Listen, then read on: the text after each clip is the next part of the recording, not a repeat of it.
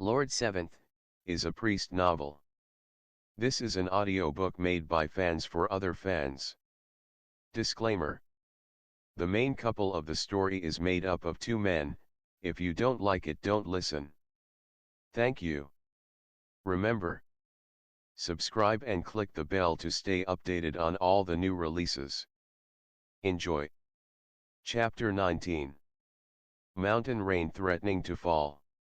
When Wuxia was invited in by Pingan, he happened to hear a woman's singing voice and the suspended sound of a chain floating outwards.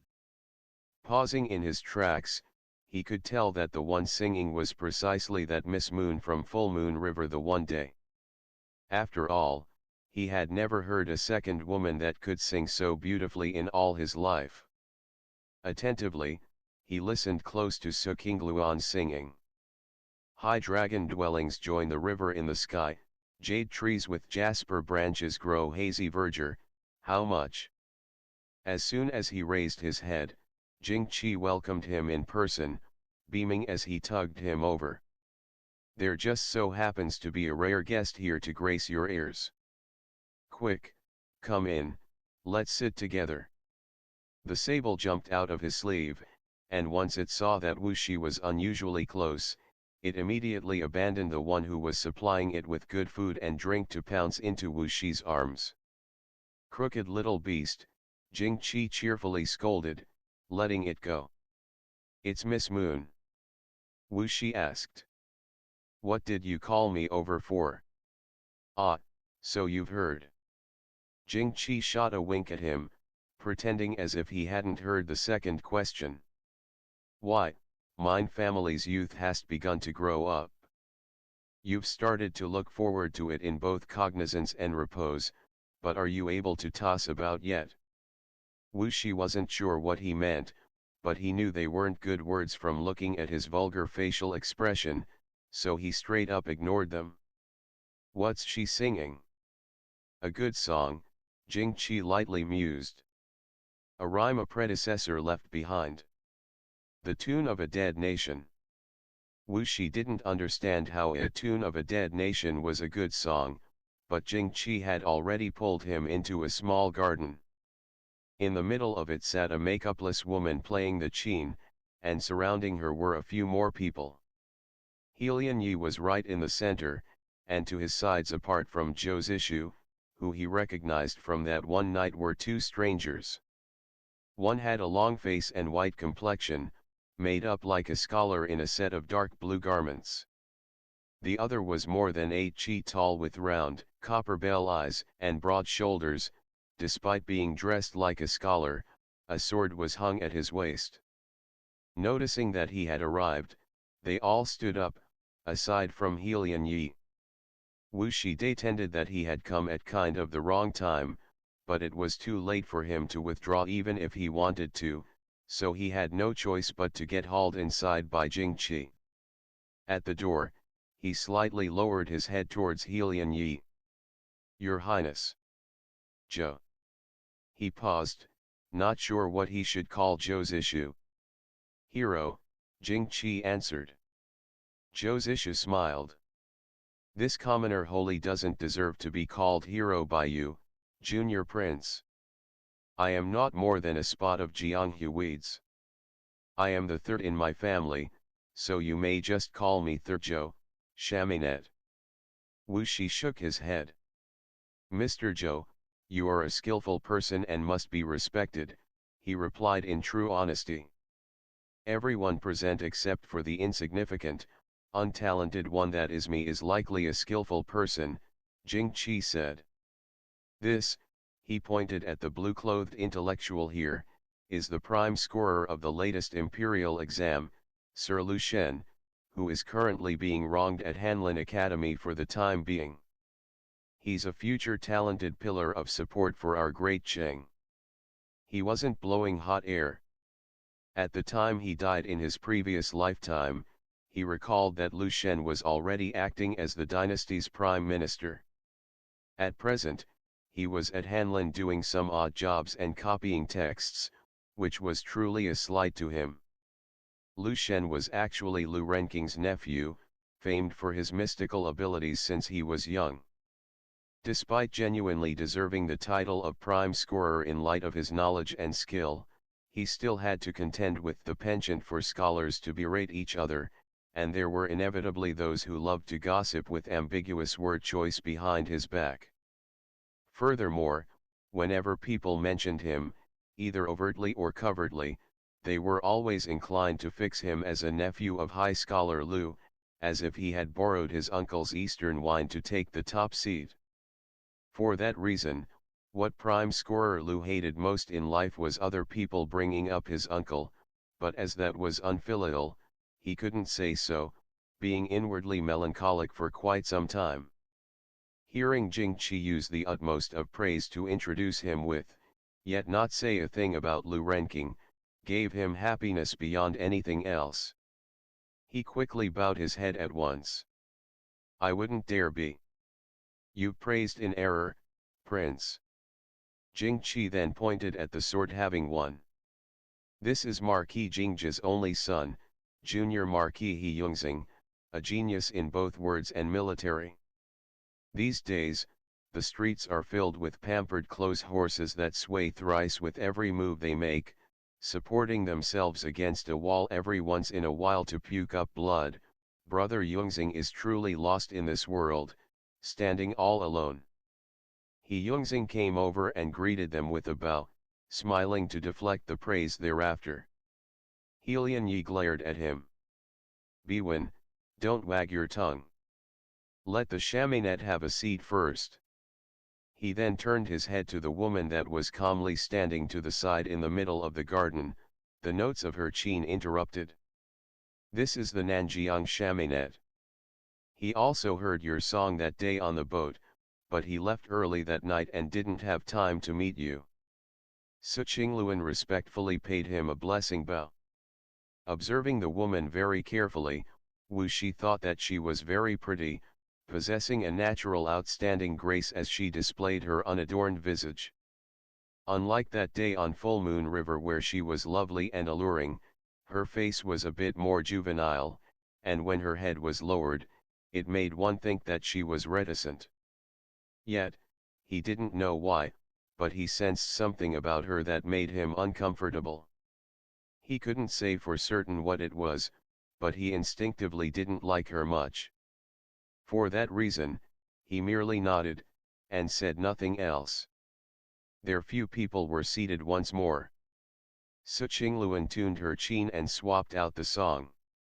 Wuxia sat next to Jing-Chi, listening on as the others haphazardly chatted about petty things yet not comprehending the majority of it. That was because, where he was from, whoever one liked was simply taken back home as a wife. There wasn't so much romanticism about willows and peach blossoms. He also had no idea that this brand of eroticism could enter poetry and art, or be sung about. At first, they sounded like novelties that let one's imagination go wild, but after listening to a few songs, he concluded that they were all the same repeating thing, somewhat dull and flavorless. He reflected on how if you really like someone, then you like to both think of her in your heart and see her in your dreams at night, were eager to die if it would make her smile, and she alone would look the best to you out of the whole world. That sort of feeling was indescribable. Each of those lyrics about the moon's shine and flowers were irrelevant things, nothing more than composed tunes people borrowed to feign an appearance of everlasting affection, or to convey their own talent, or some other stuff. How awfully boring. After being seated for a spell, Helian Yi piped up. Bring Miss Qingluan to the rear courtyard so she can rest her throat. We few love to listen to you, but we can't cherish a beauty too little, nor can we afford it if you spoil your voice from singing. Ji Xiang hurriedly called for the young maidservant that Su Qingluan had brought with her to come in from where she had been standing at attendance inside, then helped her to carry the chin away. Have them bring a bowl of honeyed chrysanthemum tea for the miss to drink, Jing-Chi quickly ordered. My place has nothing to be taken other than some old trinkets. If anything catches your eye, miss, it'd be a blessing for those things were you to pick a few as you please to take back. My servants are unsophisticated, so if they slight you, please forgive them. Ch19 hurriedly bowed her head, whispered that the prince was too polite, then bowed to everyone again, leaving with Ji Xiang and the young servant after. Ping An had the wine taken away, exchanging it for green tea, and only then did Helian Yi get serious. What happened New Year's night? He asked. His Highness the Crown Prince had his own eyes and ears, of course. Jing Qi aimed a look at Zhou's issue. Briefly recounting what happened that day, he kept many minor details a secret, and only attributed himself to the whole narrative of both the assassination and Wuxia's injury. Unfortunately, I'm a burden that can't do anything right and never eats enough, thus causing the Ch19 harm. Wuxia was baffled, wanting to say that that wasn't how it went, but he saw Jing Qi give him a meaningful look the moment he was raising his teacup to moisten his throat, so he forcibly swallowed the words back down. Helian Yi frowned, muttering without words, but He Yongxing was a quick man with quick words. His second highness is quite off-pitch. On one side, he's wanting to seize the throne and snatch power, yet on another, he's wanting to live a long, unaging life, achieving the Dao to become an immortal.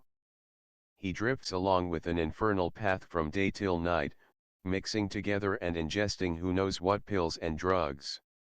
Now, he's also aiming for the secret methods of Nanjiang, but because the Ch19 refuses to make friends with him and his face was swept away by the prince, he colluded with evil beings of foreign ways to enact such unacceptable deeds.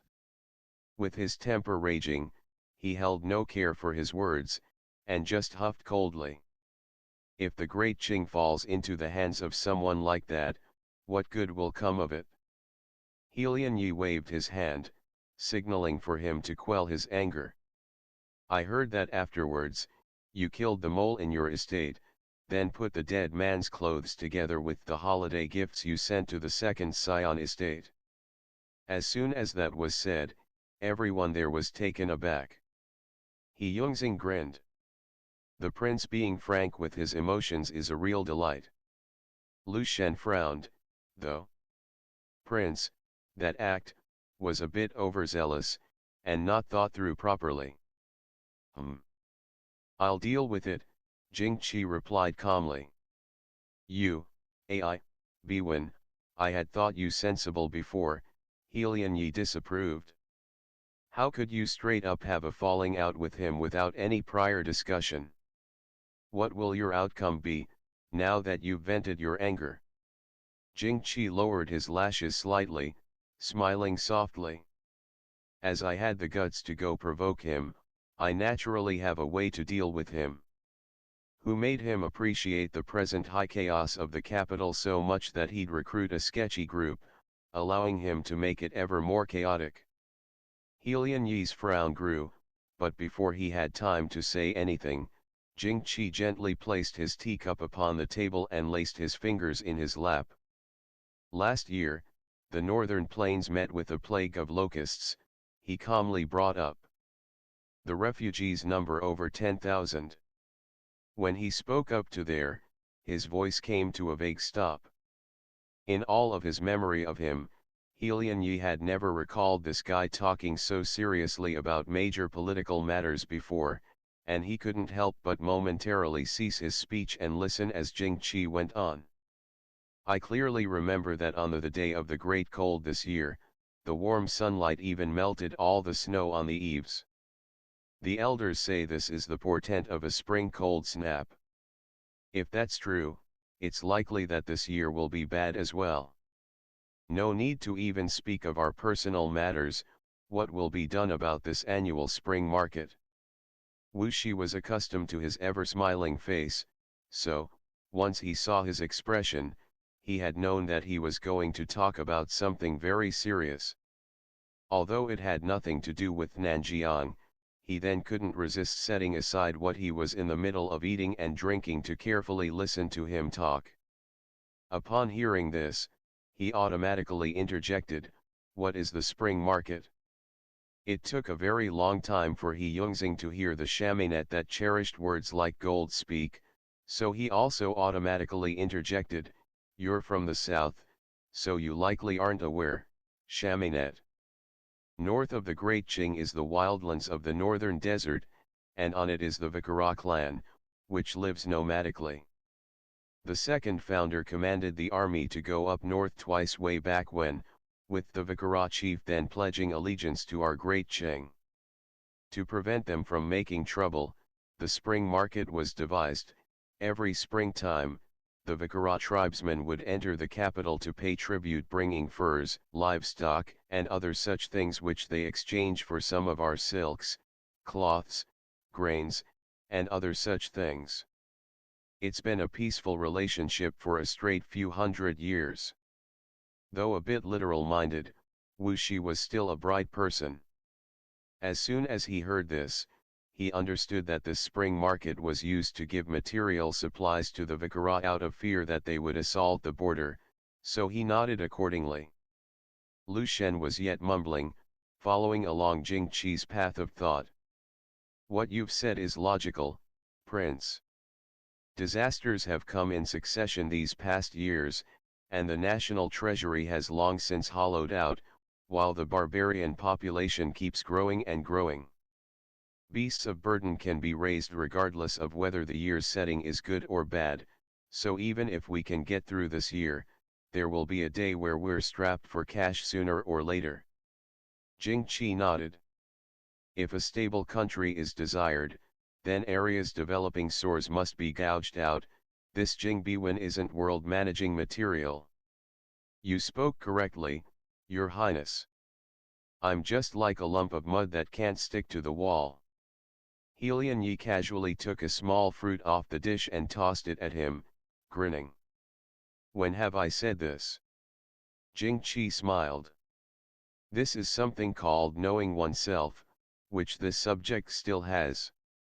I can't help in any way with anything else, but in regards to things that dirty the eye once looked at, and make ears need washing once heard, I have some means. The Second Highness's conduct is truly terrifying." Helian Yi peered at him for a long time, unspeaking, with an expression that said this must be treated as taboo. "How are you going to do it?" Jing Qi turned his head, smiling at Wuxia. "Next month is the Emperor's Day of Vast Longevity. I'm afraid I'll have to borrow the chaminette for something." End of the chapter. Stay tuned for more BL.